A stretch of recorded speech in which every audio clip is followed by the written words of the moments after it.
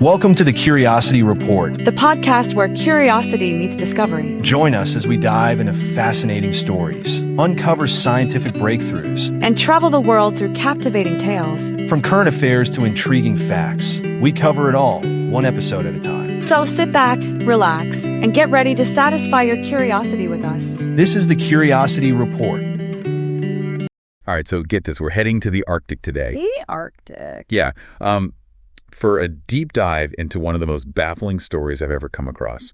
It involves a ship, Okay. the SS Baychimo. I've heard of this one. Oh, have you? Well, Yeah. it's a tale that blends fact and fiction, like something out of A ghost story. well, kind of, yeah. Yeah. Imagine a massive steel ship, deserted, left adrift in the frozen Arctic wastes, and then Wow. seen again and again for decades. Decades. Wow. Yeah, as if it had a mind of its own.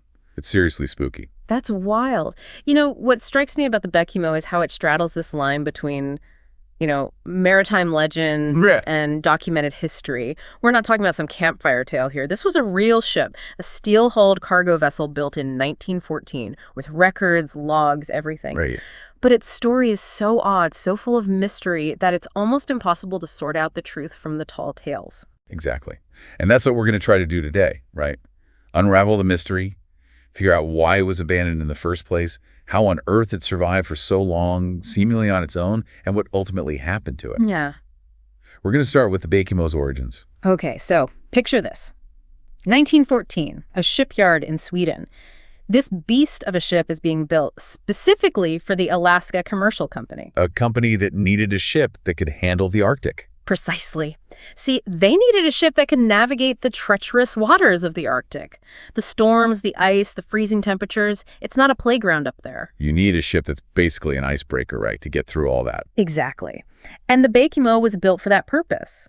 It had a reinforced hull, thicker than usual steel plates, a powerful engine capable of breaking through ice, and a design that could withstand, well, just about anything the Arctic could throw at it. So this wasn't your average cargo ship. This was a purpose-built beast. Exactly. And for years, it did its job. It sailed back and forth, transporting goods, furs, supplies, you name it, to communities scattered all over the Arctic. So like a lifeline for those communities. Absolutely. Yeah. Connecting them to the rest of the world. It makes you think, this solitary ship, battling the elements, bringing a touch of civilization to the edge of the world. Right. There's almost something romantic about it. But that romanticism takes a dark turn in September of 1931. The Baychimo was on a routine voyage, just another day at the office, when, bam, it gets hit by a fierce storm near Barrow, Alaska. Barrow, Alaska. Gotcha. I read about that storm, or at least accounts of it. It sounded absolutely brutal. Brutal doesn't even cut it. The Baychimo, this powerful ship we've been talking about, gets trapped in the ice, and I mean fast-forming, unforgiving ice. Oh, wow. The crew, they fought like hell for days trying to break free, but the ice, it had an iron grip on them. So they were stuck. Yeah. At the mercy of the Arctic. Pretty much. Now imagine you're the captain in this situation. You're facing the prospect of being stranded in the Arctic winter with supplies dwindling and no way out. Yeah, what do you even do? Well, the captain made a tough call. He ordered the crew to abandon ship. Think about that for a moment. You're leaving behind a perfectly good vessel, your home on the sea, hoping against hope that you might be able to come back for it someday. Yeah, must have been a heart-wrenching decision. No kidding. So they trekked overland, found shelter, figuring they'd seen the last of the Baychimo. But they hadn't seen the last of her, had they? Nope, not even close.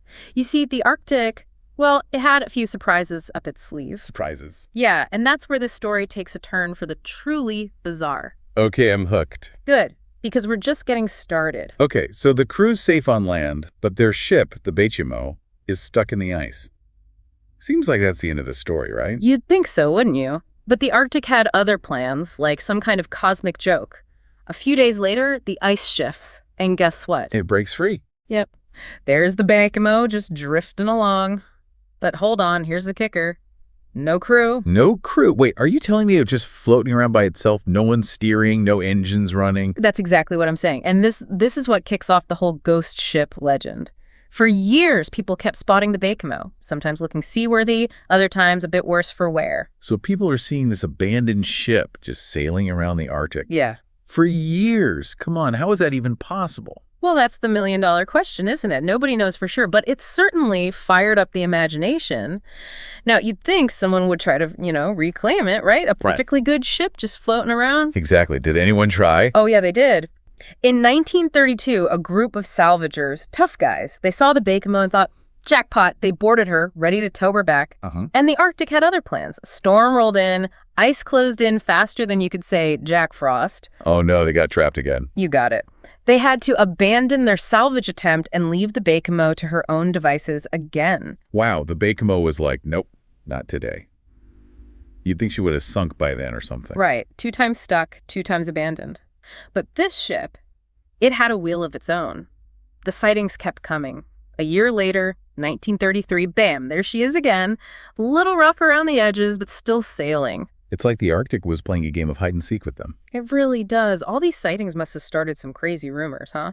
Like, what's keeping this ship afloat? You think? I bet people were coming up with all sorts of wild theories. Oh, absolutely. The more people saw the Baychimo, the wilder the stories got. Some even claimed they saw figures on board. Figures. Now we're talking. Ghostly figures on a ghost ship. That's straight out of a movie. Right. Makes you wonder, what were people really seeing? Tricks of the light, overactive imaginations, or something else entirely? Chills, man, chills. Okay, so what happened next? This can't be the end of the story. What other theories are there about the Baychimo? Oh, we've got theories, all right. We're going to dive into those next and try to make some sense of what really happened to this mysterious ship. All right, so we've got this runaway ship, the Baychimo, defying the odds, more sightings than Bigfoot. A true ghost ship, right? But all mysteries need an ending. What are some of the leading theories about the Baychimo's ultimate fate? Well, first, there's the one that sends shivers down your spine. The ghost ship theory. Given how the Baychimo vanished and reappeared and those reports of shadowy figures, some believe it actually became a ghost ship, sailing on its own, maybe even with some spectral crewmates. Okay, yeah, I can see how people would jump to that conclusion. Pretty creepy. But let's step back from the supernatural for a second. Are there any explanations that, don't involve ghosts? Definitely. We've got the ship that wouldn't die theory. Remember how tough we said the Baychimo was built? Some believe that's the reason it survived for so long. Built to withstand the harshest conditions, maybe it just kept going, even without a crew to care for it. So more testament to human engineering than the paranormal. Like the Baychimo refused to be sunk. Exactly. It says a lot about the shipbuilders and the sheer strength of the Baychimo, but even the strongest ship can't last forever. Which leads us to the most likely scenario. The inevitable end. Okay, lay it on me. What's the most logical explanation? Well, as much as we'd like to think the Baychimo is still out there sailing the Arctic seas, it probably met a more, shall we say, mundane ending. Years of ice damage, the constant storms, no maintenance, it all takes its toll, right? It's very possible that the Baychimo just gave in to the elements, sank somewhere in the vast Arctic. Yeah, makes sense. Even a ship as tough as the Baychimo has its limits. But if it sank, why hasn't anyone found the wreckage? That's the thing, isn't it? The Arctic is a rough place to search. The Baychimo could be in a remote spot, deep water, maybe even crushed by the ice, leaving little trace. So the missing wreckage, it keeps the mystery alive, even if the most logical answer is a bit less thrilling than a haunted ship. You got it. That's the thing about the Baychimo. It just captures the imagination. But beyond the ghost stories and theories, I think there's a deeper lesson here. What do you mean? Well, here's the steel ship. A symbol of human ingenuity, battling nature. But in the end, nature wins. You're right. It is a reminder of how powerful nature can be and the limits of what we can control. It really is. Whether a phantom ship or resting on the ocean floor, the Baychimo story keeps fascinating us. A reminder of the mysteries that still exist, the stories that unfold when humans and nature clash. Well said. The SS Baychimo, from workhorse cargo ship to a haunting enigma, keeps our imaginations running wild. Maybe one day someone will find her resting place, putting those ghost ship rumors to bed. But until then, it's a tale to tell, a cautionary tale whispered on the icy Arctic winds. And a reminder that even in our age of satellites and GPS, there are still places on Earth that keep their secrets. The unknown is always out there, just over the horizon.